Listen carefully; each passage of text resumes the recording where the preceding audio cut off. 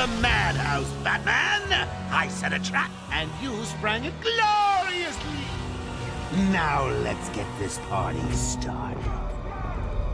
Few superheroes are as widely known and as iconic as Batman. Ever since technology could afford to render enough pixels and colors to depict the masked vigilante stomping on the many goons of Gotham City, there has been no shortage of games, movies, animated series featuring Batman. However, very few media properties, especially movies and games, have managed to capture the essence of what it's like to be the iconic superhero. With the recent success of the Robert Pattinson starring The Batman, we thought now to be the perfect time to take a look back at what is easily one of the best Batman games of all time. I am, of course, talking about Rocksteady's Batman Arkham Asylum, a game so impactful that it is still considered as a benchmark that the best superhero games of today are measured against. So, has a long period of almost 13 years been kind to this game?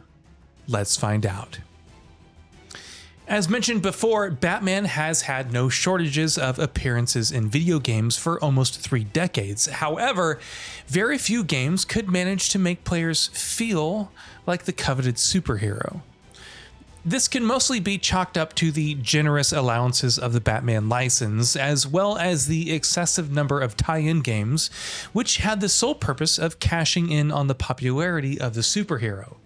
Even leading up to the release of Batman Arkham Asylum, fans were understandably skeptical about the game because A, Rocksteady was an unproven developer at the time, and B, previous AAA releases such as Batman Begins and Batman Rise of Sin Tzu suffered from lukewarm critical and commercial reception. However, unlike these games, which were forced cash grabs or relied heavily on emulating the storyline of a movie in a different medium, Batman Arkham Asylum was an independent story inspired by the DC Comics. Rocksteady wished to create a narrative that would be appealing to both diehard fans of Batman as well as those players who weren't generally interested in comic books.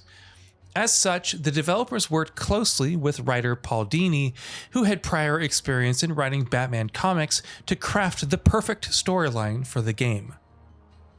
The gloomy backdrop of Arkham Asylum proved as the perfect setting for the game. Given that a game would normally have a markedly longer runtime than a traditional movie, having multiple villains is key to crafting a story that satisfies the requirements of gameplay. And what better way than to place it in the bustling hub of Batman's biggest foes, the Asylum. Batman Arkham Asylum's plot revolves around Batman facing his arch-nemesis the Joker as he formulates a plan to trap Batman in the Asylum while he works to set off bombs in the city. You see, unlike the many cheery and colorful superheroes that won't be named here, Batman has always had a grim, dark, and distinct tone, along with a complicated personality that's heavily influenced by past trauma. Even his enemies have their own understandable motivations behind their actions, which fits really well with the noir theme of the constantly crumbling Gotham City. As such, portraying these characters and the surrounding world effectively remains a big challenge that very few media properties apart from comics have managed to do so over the years. Suffice to say, Rocksteady knocked it out of the park with its depiction of the iconic hero, and a lot of it is helped by the fact that the studio was free of shoehorning any set narrative for the game. As a result, Batman, the Joker, Harley Quinn, and all others get an ample amount of the spotlight to shine, which is then masterfully brought to life with excellent voice performances by the cast from the animated series. Multiple prohibited items. I want Joker searched again. It's not the patient. It's... Ooh, would you sneak in with your bats? Come on, tell me. Batarangs, bat claws, ooh, bat smacks. After cracking the narrative puzzle of a Batman game, Rocksteady needed to figure out the gameplay that covers all aspects of being the Batman. From his extensive use of detective skills to his acrobatic combat moves to the high-tech gadgets of espionage. Most games before Batman Arkham Asylum failed in one department or the other, but Rocksteady managed to create a well-rounded experience that, in all honesty, makes you feel like Batman. Batman Arkham Asylum features combat that focuses on building a flow to the overall proceedings. Players are encouraged to pummel down entire groups of thugs using flashy combos. These animations all blend nicely into one another, and this is a big part of why the combat system holds up incredibly well to this date.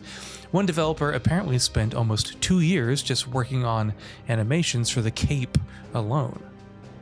Windows for countering enemy attacks is also pretty generous, and switching between multiple enemy targets is effortless, bolstering the belief that players keep beating down on their foes with time-sensitive button presses. Fun fact, the combat of Batman Arkham Asylum started life as a rhythm game, where players had to push buttons at specific beats to beat down foes. This then morphed into a 2D minigame, which then ultimately came together as the system we know and love. Batman isn't the kind of superhero that's always busy beating down on his foes. He is a symbol of fear and uses the darkness to his advantage, luring his enemies into the shadows before pouncing on them in one fell swoop, culling the herd and inducing fear in the hearts of his foes. Aiding him in this process is his range of gadgets such as the likes of the trusty Batarang, the explosive gel, the grapple gun, and so on. Most fights will begin with the player hiding from the sight of the enemy, and you need to thin out enemy groups using these tools of espionage. You can grapple along with conveniently placed lookout points placed across the mission, the arena, or crawl through vents to find an opening to attack your foes from the shadows.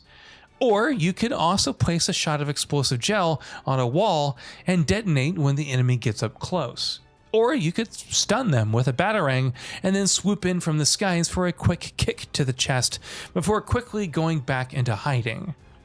Basically, you have a wealth of options available at every turn, which makes these encounters an act of player expression at the best of times. And who can forget about the iconic detective vision, an overlay which details everything about the environment, interactable objects, the location of enemies through walls, making it an invaluable asset to sneaking around. However, it's really easy to fall down into a repetitive loop of using the handful of tools in the same ways, which can lead to boredom. This is one of the biggest problems with modern stealth game design, and sadly Batman Arkham Asylum does very little to sidestep this criticism. Now that games like Metal Gear Solid 5: The Phantom Pain exist, it can be a bit jarring for genre fans to go back to this rather primitive system. That said, it remains perfectly functional, and first-timers would probably be done with the game before the combat or the stealth sections get any boring. Then there's the exploration element of Batman Arkham Asylum. Rocksteady's choice to confine the game within the four walls of the Arkham Asylum means that players will be frequently revisiting the same corridors time and time again, so the choice of an interconnected level design was a pure genius move by Rocksteady. This allowed developers to craft an interconnected space that's highly immersive, all while retaining a high standard of attention to detail in the environments. It can also be argued that Batman is more suited to the many claustrophobic corridors in the game, where his enemies feel as trapped as the Bat himself, instead of the expansive skylines that would go on to define later entries in the franchise. Additionally, a linear path also makes sure that developers have firm control over the pacing of the game. Despite the inherent restrictions that come with creating a continuous space, Rocksteady achieves some impressive level of variety, especially in boss arenas. So the nightmare sequences of Scarecrow will be markedly different than the botanical garden ruled by Poison Ivy, which will be different than the underground gutters ruled by Killer Croc. On top of villains, Rocksteady handpicked the finest villains from Batman's expansive rogues gallery. At the center of it all, obviously, is the Joker, who just wants to fight Batman just for the sake of it, because he is, well, the Joker. Then there's the Riddler, aiding him in his plans because he wants to prove himself superior to the world's greatest detective. Other villains, such as the Scarecrow, Poison Ivy, and Killer Croc, all hold personal grudges against the Batman, which is precisely why they help the Joker in his sinister plan to take down the Dark Knight. All of these bosses focus on different mechanics, and unsurprisingly, each one of them remains an absolute joy to revisit even today. In conclusion, Batman Arkham Asylum remains a game that's an absolute joy to play even 13 years later. Rocksteady nailed the complicated persona of Gotham's biggest detective and his arch-nemesis with masterful writing magnificently brought to life by the memorable cast. The combo-heavy gameplay and stealth systems remain just as functional and enjoyable to engage with as at the time of its release.